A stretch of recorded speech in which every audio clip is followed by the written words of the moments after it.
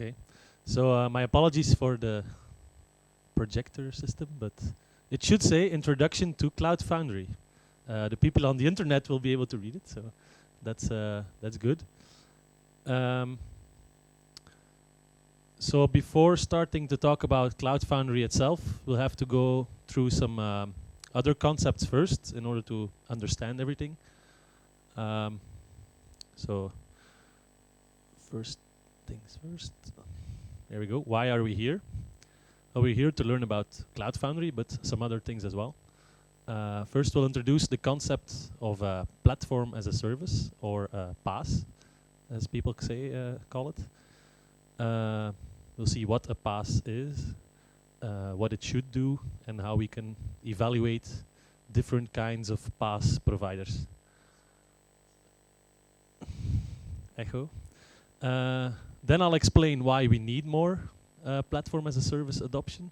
So why we need more people to, or more companies to invest in it, because it's awesome, but also for some other reasons. Then we'll discover what CloudFoundry is.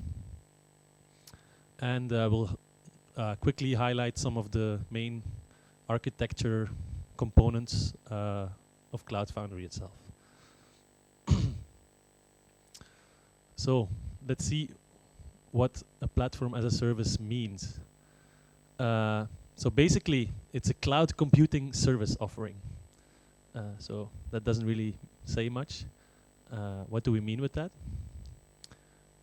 It allows you to manage and run applications. So a platform as a service is really application-centric. It revolves around applications.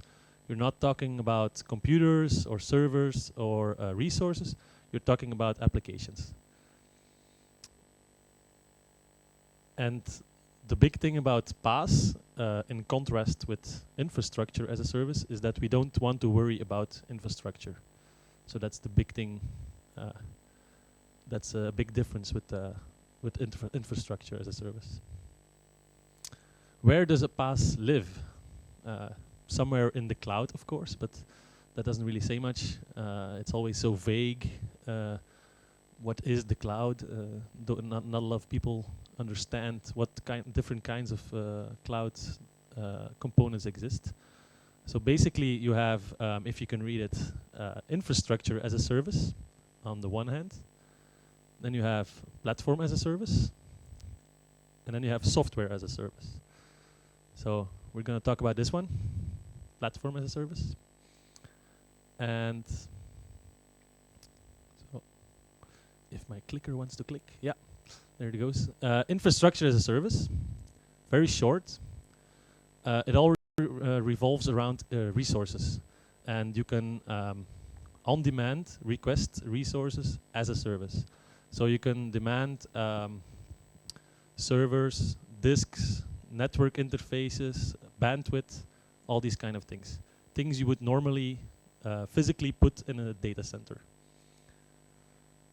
An infrastructure as a service allows for dynamic scaling. So if you need more resources, just demand it or order them, and you will, after a couple of seconds or minutes, you will receive them.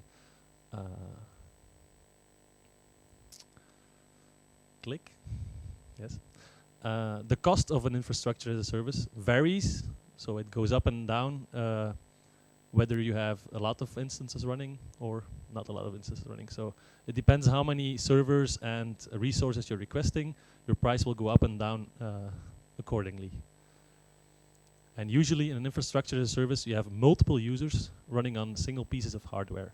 So the hardware can be one giant data center or one giant server, and then there will be multiple virtual servers running on top of that. So many customers can run on maybe one specific piece of hardware. Some examples of infrastructure as a service. Amazon started with it many years ago already. It was called Amazon Web Services. Now they have already a lot more services like Beanstalk and Lambda, for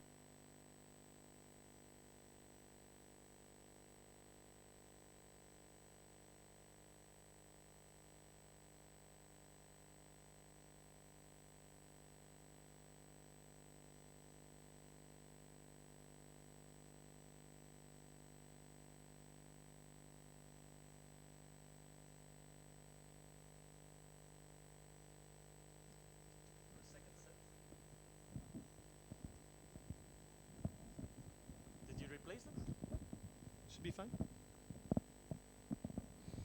Test, test. All right. So let's continue. Someone always has to go first. So next to Amazon as a service, you also have Windows Azure. They offer an infrastructure as a service. OpenStack, VMware, Google Compute Engine offers the same kind of service. As a second, we have platform as a service. That's what we're going to talk about right now. So first, we're going to switch to software as a service. That's the one that most people will know from a long time now. Examples are click. So the thing about software as a service is that you have network access to or management of commercially available software, like an email software or social network software. And the thing about it is it's managed from a central location or multiple locations like data centers, and they are all available remotely via the web. They are usually single instance or multiple instances, but many to one model. So many users can use one instance, so multi-tenant. And usually the software as a service has centralized feature updating. So if someone's browsing on Facebook and gets a new feature, he will not have a software update running or something. It will just be there instantly. And the same with other users somewhere else in the world. More examples of software as a service is Salesforce. They have a software as a service. Office 365. Hotmail is one of the oldest and well known, but it's just a software as a service. The same for Gmail. Slack is what many users use for productivity and chatting. Or GitHub for source control. So just to summarize, PaaS is right in the middle there. So between infrastructure and software. And on the bottom end, you have a data center, a classical data center, which you have to manage yourself and physically install servers, network interfaces, etc. So the thing about it is, the higher you go, the higher the level of abstraction. So the less tangible it gets. You cannot really touch it anymore. And the lower you go, the higher the level of control you have. So if you can physically remove the servers or add extra service, that's more level of control than, for example, software as a service. So a PaaS is compared to an infrastructure as a service, it has more abstraction, but you have less control. Compared to software as a service, you have less abstraction and more control, of course. So what are the kind of services that a PaaS needs to offer for it to be a good PaaS? So we're looking for the criteria which identifies a good PaaS provider. And I stumbled upon a great technical guide from the people from Acquia. If you guys know Dries Buitaert, he's a Belgian entrepreneur who developed Drupal. And he created Acquia, a company which has Acquia Cloud, for example, where you can deploy Drupal websites for your own organization through the means of a PaaS. And they have like a technical guide with the 10 layers of PaaS. So those are 10, how would I call it? 10 characteristics where you can evaluate a PaaS on. And they split it up in 2 categories. There's 5 layers of PaaS infrastructure, which are virtual resources. So what are the virtual resources behind this PaaS? The infrastructure like Amazon or Azure or something are the key building blocks, but you need to have more than that to become a PaaS. A PaaS needs to be highly available. So for every PaaS provider that you evaluate, you need to check how do they manage data backups, how do they do disaster recovery. So this is an important aspect to look at. How do they handle scalability? So a lot of times you will have temporary increases in load or decreases in load and traffic on your applications. How do they handle maintenance and optimization? So what I mean by that is, how do they tune their web layer? How do they tune their database layer? Can they, when they scale their applications, can the database layer follow or not? That's an important aspect. And finally, there's monitoring. So for the ops guys, monitoring is really important. You need to be able to see when certain applications are going to fail, or when there's security threats threatening your platform. Then there's the 5 layers of app development. So this is really the dev side of the DevOps. And the first thing is continuous delivery. Continuous delivery builds upon the fact that you want different kind of environments. You want a development, a test, an acceptation environment, and a production environment.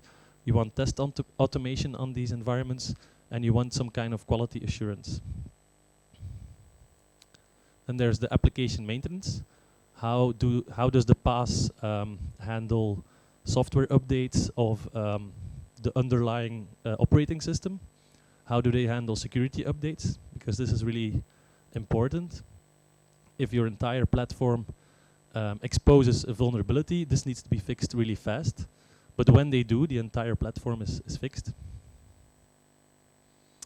How is the integration with third-party tools? Like, for example, other kind of web services, different kinds of databases. What's the support for that? That's really important. And finally, what is the support that the provider delivers? So if you, for example, buy Pivotal web services, what is the kind of support you can expect when something fails or the platform doesn't work or something like that? It needs to support also different development languages. So you don't want a platform as a service which only supports Java, for example. It would be a good one, but we could use some more development languages. So a little bit more business side of things. Why do we need a platform as a service? What are the business drivers of a platform? Well, there's 3 big drivers. There's innovation, time to market, and cost reduction. So I'll briefly go over all of them. So a platform as a service really facilitates innovation. Basically, it's a tool which enables enterprise DevOps. So it doesn't equal DevOps, it's not DevOps, but it really allows you to become an enterprise DevOps organization. They use a high level of standardization and automation. For example, when you deploy an application, it's always the same way you're going to do it. You have certain types of build packs or build procedures, which will be the same thing every time you deploy an application to your platform. So this creates a cost reduction in terms of mistakes. Once you do it correctly one time, all the following times will just be the same. You'll deploy in no time, and it'll be really easy and fast. This causes the fact that experimentation becomes really in the culture of the developers. It becomes a possibility because when the cost of failure is really low, people really dare to try something new and play with the software for it to become better. The time to market decreases by using a PaaS. How so? It keeps the developer focused on the applications. So PaaS is really centered around applications. So the developers are really focused on developing their application. They don't want to worry about deploying, redeploying, scaling, all these kinds of things that ops usually do, but they require a process, and that process can take a long time. You need provisioning of new environments, but it also takes a long time. But with the PaaS, this all becomes much smoother, so the developer can really focus on their applications. A platform also streamlines the IT operations, and it can speed up their processes. So you don't need to go through a very lengthy process of deploying an application on staging and then doing the same thing for production. It can all go really fast, and it makes the job of IT operations much more fun. They don't have to worry about the tedious, boring tasks of deploying, creating an artifact, doing manual things. If the process is automated, they can worry about the real problems and have a much more interesting job. The thing is, if everything goes much faster and automated, you'll have faster release cycles, and you'll have a much more continuous delivery or continuous deployment life cycle. So everything becomes much quicker feedback. The business will see much quicker results. So that's also like a cost reduction. So other points coming to cost reductions. When you have a platform as a service, you can just upscale and downscale your servers, your storage, or your bandwidth. If you need 5 new servers to try out a prototype, you just provision them, you pay for it while you use them, and then you throw them away, and the cost goes down again. Software maintenance is also something that is not really needed anymore by your ops. It can be done by the platform with automatic updates, etc. And IT operations, as I said, they can avoid their daily routine, and they can start worrying about real problems and innovate. So there are some examples of platform as a service. Heroku is very well known. It's a really public web service, so it's not private as far as I know. And it's what really set the concept of PaaS on the map. Then you have, of course, Google App Engine. So they support deployment of apps to their infrastructure. This is a rather new one. This is Amazon Beanstalk.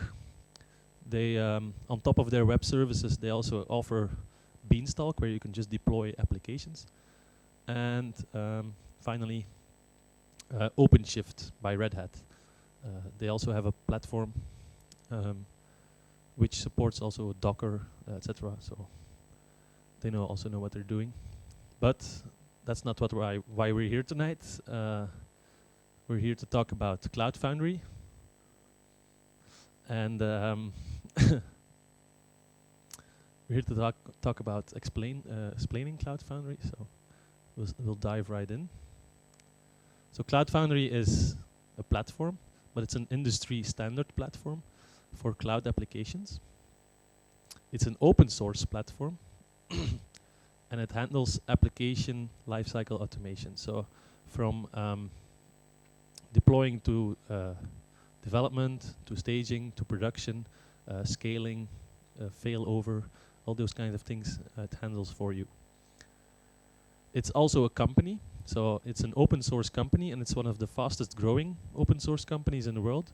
I think 2 or 3 years ago they were already at valued at 40 or 50 million dollars. So they're growing really fast, and they're supported by a really big collection of companies.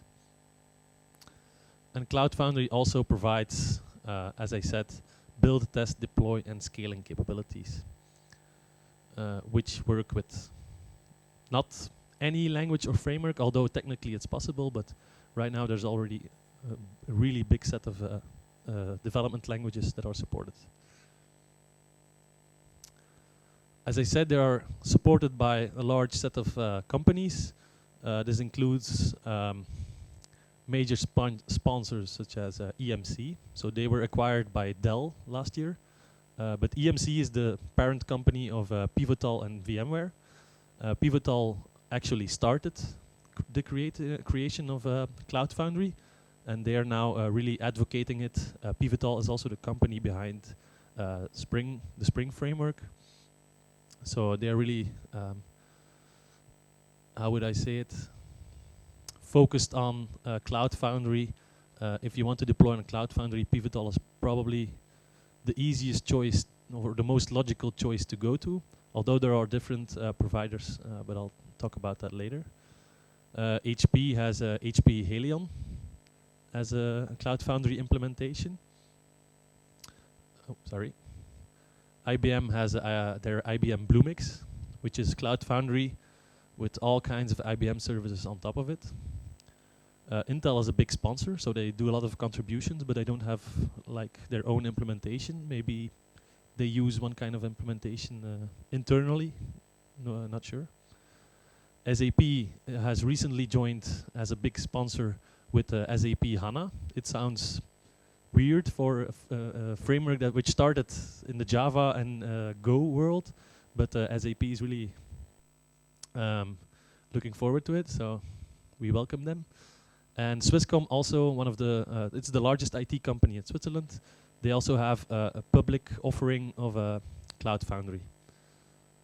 And there are many more. I think there are 50 or more companies next to those ones. So really a big pool of people that contribute to CloudFoundry.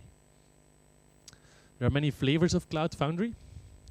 There's the red flavor, which is the open source version. You have the green flavor, which is the vendor distribution. You have a private service, so for a private cloud, and there's a public service, so online, where you can create your platform. First one, open source software is completely available on GitHub. It's known as CF release, so you can just look it up. And this requires some work and some knowledge of Bosch. Well, some, I would not say major knowledge, but you will need some documentation to get it deployed somewhere. But there's really good guides out there which help you to deploy it on Amazon or Azure or other kinds of infrastructure services.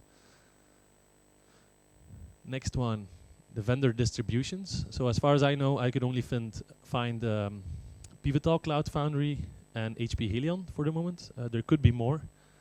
A private service, so on your private cloud, SAP supports that, and IBM Bluemix. And finally, the public service, there are more of them. So you have Swisscom, if you can read it. IBM Bluemix is also available publicly. This you probably can't read either. It's Pivotal Web Services. So you have Pivotal CloudFoundry, which is privately or a vendor distribution, and Pivotal Web Services is their public offering. And Any9s, to give another example, is also a public provider. So what are the main benefits of CloudFoundry as a PaaS? It ensures application portability. So it uses the main standards in any language to deploy your application. So it expects a standard artifact that you build, and it takes that one and it deploys in the platform. So if you don't want to use a specific provider, you can switch to another one. You can switch to the open source version of CloudFoundry, and it would still work. And even if you have the artifact, you can deploy it somewhere else, just as you would do today. It supports auto-scaling. So if you, for example, if your application is really under heavy stress or heavy load, you can determine a threshold where it will scale. Sorry. Where it will scale up or down, depending on your configuration. There's a centralized platform administration, so you can administrate the platform, change settings, many things to do there.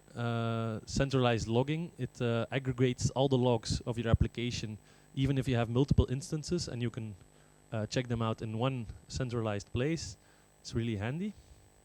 You can even stream them and import the streams somewhere else, which can provide you with some really nice metrics. I'll show you that one in demo. There's dynamic routing. So for example, if you have an application running on server1.mydomain.com and you want to switch it to another one, it's just a matter of changing a routing and it will happen instantly. All your traffic will go to the new domain or the new URL. So that's really handy. There's health management for your applications. So you can see if an application is running correctly, how many times it has been down, if the disk was in trouble, the disk space, all that kind of stuff, and it can give you warnings or emails or whatever. There's integration with Elasticsearch and Logstash, just so for the ELK stack, you can export your logs to that service. And there's role-based access for deployed applications. So for every application, you can administer which roles or which people can deploy, undeploy, start or stop applications or scale. And you can provision for horizontal or vertical scaling. What does that mean? You can tell an application if you want to scale, you can scale only your memory or only your disk space. Or if you have to scale, you can just scale more instances. So you can make a choice there. The entire infrastructure is built around security. So for authentication, they have an OAuth server, OAuth 2 server, which can integrate with your LDAP, your company LDAP or Active Directory. And there's support for various infrastructure providers. So you can deploy CloudFoundry, as I said, to Amazon, Azure, OpenStack. There's some others as well. We tried it. Tim and I tried it on Azure last summer when it was still in beta, and it worked. We had to follow some guides and change some stuff here and there, but after a long weekend, it worked. Next slide. So I'll talk about some of the CloudFoundry subsystems. There's basically 3 big blocks that you should know about, which is the first one is Bosch. Bosch is in fact a separate open source software. It's not only used for CloudFoundry, but also to deploy other cloud-related services. But basically what Bosch does is Bosch is just like an adapter. You place it under your CloudFoundry, but on top of the infrastructure. And Bosch will figure out what to do with the underlying infrastructure. So if CloudFoundry requests to Bosch, I need 3 or 4 more instances of some kind of server, Bosch will know how to send it to Amazon, or he will know how to send it to Azure, which commands to send, and he will take care of all that kind of stuff. So you have different kind of Bosch deployments depending on the infrastructure that you're running on. But that's his main task. Then you have the cloud controller. The cloud controller is inside CloudFoundry, and this one manages the application life cycles on those virtual machines. So the cloud controller will tell Bosch when he needs new virtual machines, or when he needs to spin up a new one or provision a new one, etc. And he will stop and start and scale your applications. And finally, there's the router, written in Go. They call it the Go router. And this one routes incoming traffic to the correct virtual machines. So this one does all the logic of subdomains. There's a subdomain to which application does it go. Okay, what does that mean? To which VM do I need to go on which network, etc. So that's really complicated module, but it's required to have all the flexibility. This is a bigger picture of the CloudFoundry architecture. It's if it's too much, I'll just go over some of the components. So we talked about the router. That's the one in front of the application, exposed to the internet. Then you have the authentication, which uses the OAuth server, or together with the login server. So the OAuth server can integrate with any other kind of authentication provider. The cloud controller, as I said, manages the application life cycles. The help manager checks those life cycles. Is the app still running? Does it need to be restarted, etc.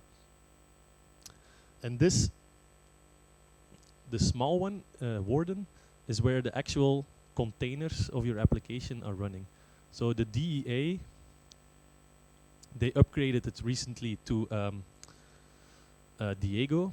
So it's still a DEA, but written in Go, so Diego, something like that. And this one tells all the Warden containers. Warden is another kind of open source soft project. What VMs or what containers to start. Then there's a blob store for big data objects. There are service brokers to connect to other services like databases, logging services, etc. There's a messaging bus behind it to do all the messaging between the services, and then there's the logs and the metrics collectors for logs and metrics. This is an example of how you would deploy an application, for example. You would, it's over command line, so there's the CloudFoundry command line. You would log into the console or to the API. This one is running on Pivotal, so it's Pivotal Web Services. But if you're running on a private cloud, say cloudfoundry.ordina.be, you would log into api.cloudfoundry.ordina.be. So really easy. You provide your credentials, you're logged in. This one is not even necessary. If you have to clone something from GitHub, you download it, you go into the application. This is also optional. You can create services over the command line. You create a PostgreSQL service called, this is the data plan, so it's a small PostgreSQL, it's a turtle. And you call it Rails PostgreSQL. Because the application might need a PostgreSQL with this name. And then you can push the application to CloudFoundry. And it will deploy the application, make sure it starts running, and it will manage it for you. So that's basically very simple.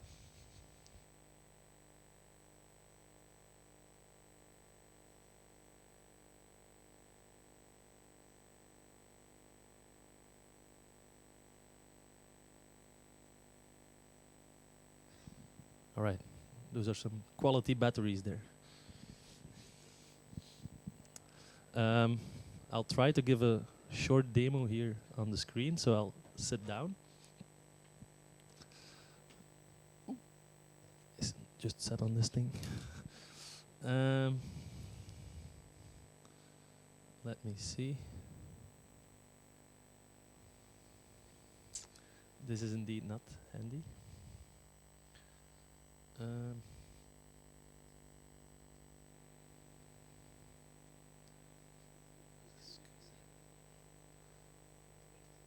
Just a second. It's going a bit slow.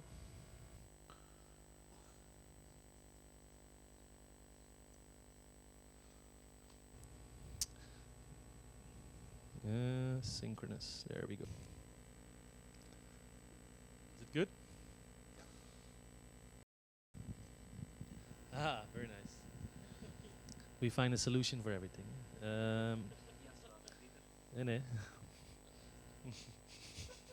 Get real close. Okay, let's go to, I think this is the one. No, that's the API, so. Where's my history?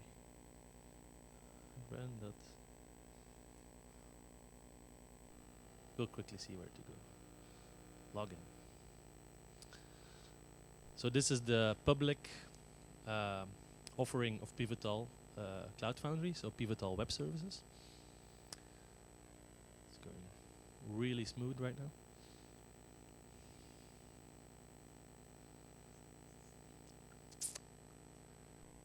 There we go, finally.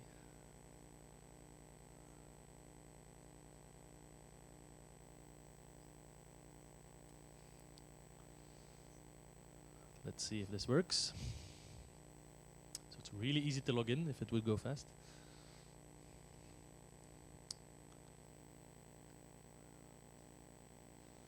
We also need better internet here.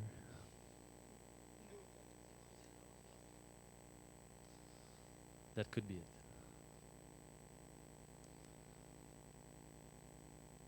Any second now. I think the YouTube stream is taking all the bandwidth.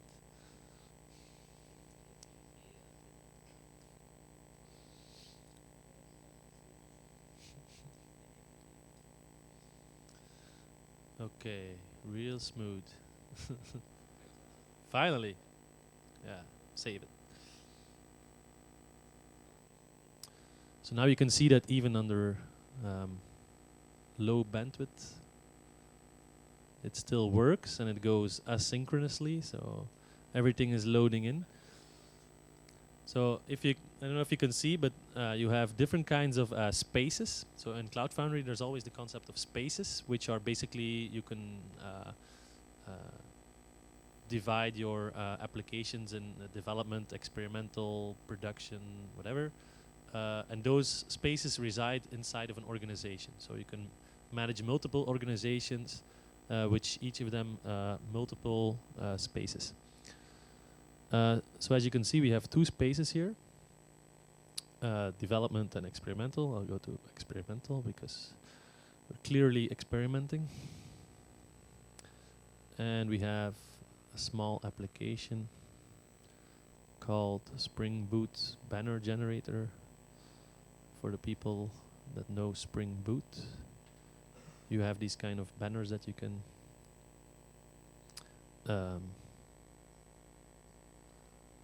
let me use the Ordina banner.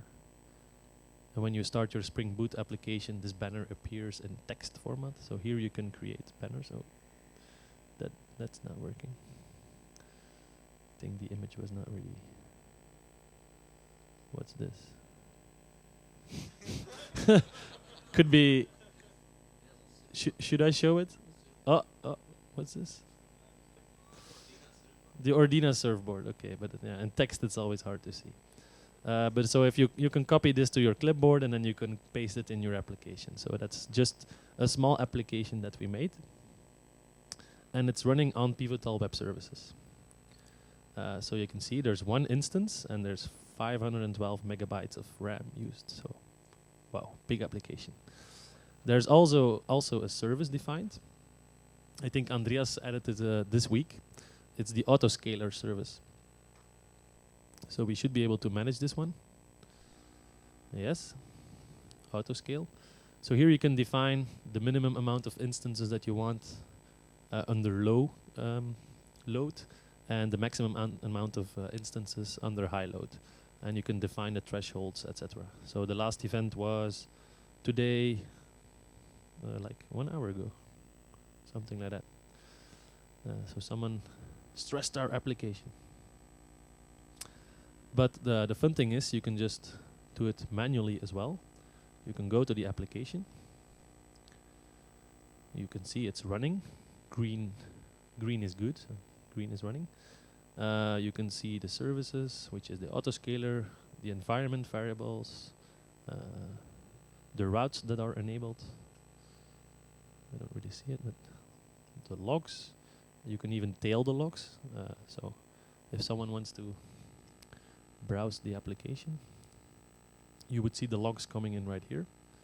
There's not much going on at the moment. And if you want, if you're under heavy load, you can do it manually as well. You can say, I want to scale the app, and I want to go to 3 instances of 512 megabytes each. So just save. There he goes. They are running. One is running, the other 2 are starting. It has been up and running for 3 days and 16 hours. And the other one should be running shortly. There we go. Almost there. Okay, it's not seconds, but tens of seconds. think it's the refresh of the page. Running. This one is still starting. It's a slow one. Maybe that's a slow physical server. Who knows? But you can see there's already 2 running. Waiting for the last one.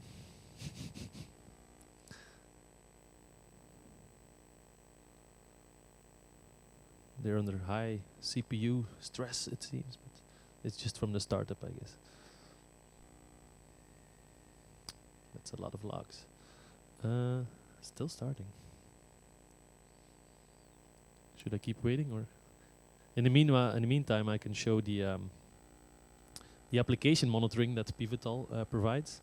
It's really nice because even in this tiny screen, you can see all kinds of metrics.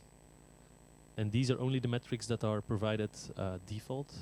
If you have a private CloudFoundry, Pivotal CloudFoundry offering, you can add a lot of more metrics, specialized stuff. But for example, the CPU, this is real time, memory 63%, disk, HTTP requests, errors, latency. So for example, if we go to the HTTP metrics, so this is real time running. I'll just go here and I'll refresh. Oh, I hope it doesn't blow up a server somewhere, but okay, here you can see nearly real time. You can see the HTTP requests and the latency of the application. So he just generated 5 Ordina surfboards. These are the container metrics. You can go look what happened 1 hour ago. You can look 1 day in the past. So the load seems quite the same during the day. So these are all kind of metrics that you can set up. So you, I imagine you could put this up in a big screen on the ops side or on the developer side, doesn't matter. And people can see the request coming in, the load, and maybe act accordingly. Maybe fire up some extra instances if necessary. So this is really nice, in my opinion.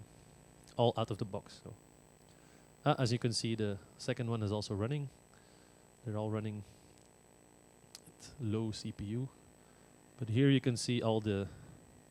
I think I also print out the banner in the logs. So, but one thing I have noticed about the logs, this is a log aggregator, so it just throws all the logs of the applications in one table, and it's up to you to receive the stream and do something with it. See, so that's the downside of being really fast. It just spews out all the logs, and it doesn't do anything with them. So it can be difficult to read through this kind of logs because it's coming from 3 instances at the same time. But you have other kinds of services to take care of that. Another thing I want to show you is the marketplace. So these are the default standard services available in the public Pivotal CloudFoundry. You can set up a Redis for key value store, MySQL. Those are all services that are provided on the web. So you can set up a MongoDB as a service and connect to it and use that as your backend. There's performance testing services, Memcache. So really a lot of stuff. If you would download or install Pivotal CloudFoundry in your private cloud, you would get a lot of much more services. It would be much more tuned to your needs, and the customers would really get to choose, okay, we just want Oracle databases and we want to get services from that so that we can connect our applications to these services. So this is all completely possible, just not in the public offering, as far as I think. There's a really big amount of documentation you can read. on the command line interface, on how to use and create your own build packs. Build packs is a concept I talked about, is a way of standardizing the deployment of your application. So you have already a lot of default build packs for Java applications, Spring Boot applications, Go, Node.js, really a lot of stuff. Maybe I can show it on CloudFoundry itself.